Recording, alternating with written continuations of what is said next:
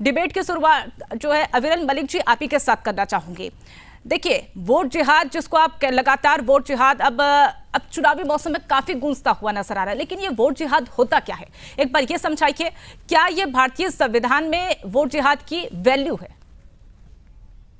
जी नहीं, देखिए, जहां तक बात है मजहब के आधार पर वोटिंग करने की, वो स्पष्ट रूप से सबको मालूम है और मौलानाओं के द्वारा अपीलें की जाती है, संस्थाओं के द्वारा अपीलें की जाती है कि जिस प्रकार से मुसलमानों के ऊपर दबाव बनाने का कार्य किया जाता है, एकजुट करने का कार्य किया जाता है। और जहां तक बात है समाजवादी पार्टी की, कांग्रेस पार्टी की, वो सब लोग जानते हैं किस प्रकार से मुसलमानों को एकजुट करने की बात की जाती है और हिंदुओं को विभाजित करने का कार्य किया जाता है। और इसमें सुदर्शन न्यूज टेलीविजन के प्रधान संपादक आदरणीय श्री सुरेश टवाणके जी का भी मैं हृदय से आभार एवं धन्यवाद व्यक्त करना चाहूंगा कि जिस प्रकार से उनके द्वारा राष्ट्रवादी लोगों को जगाने का कार्य किया जा रहा है और आपकी पूरी टीम के द्वारा ये निस्वार्थ भाव से निरंतर कार्य किया जा रहा है, इसके लिए मैं आपका धन्यवाद करता हूं। और जहां तक बात है मुसलमानों की, ये नहीं बताया जाता है कि ये शिया है सुन्नी है, शिया सुन्नी के कॉन्फ्लिक्ट के बारे में बात नहीं की जाती है। मुसलमान समुदाय की यदि बात की जाती है तो पूरे एकजुट रूप से की जाती है। अगर मुसलमान समुदाय की बात की जाती है, कोई नहीं कहता है कि मुस्लिम ओबीसी है, मुस्लिम जनरल है या मुस्लिम दलित है।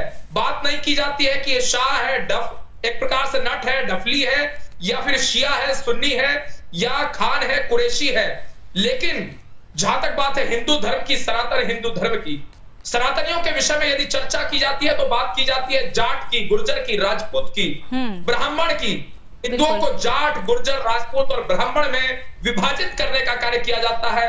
डिवाइड एंड रूल की पॉलिसी अपनाने वाले इन लोगों को मैं आपके माध्यम से चेतावनी देना चाहूंगा कि अंग्रेजों की नीति अब इस देश में चलने वाली नहीं है। अब हिंदू जाग चुका है, सनातनी जाग चुके हैं, राष्ट्रवादी जाग चुके हैं, देश का प्रत्येक व्यक्ति जाग चुका है कि किस प्रकार से भारतीय जनता पार्टी के द्वारा निरंतर जनता के हित में कार्य किया जा रहा है। गरीब की चिंता की जा रही है।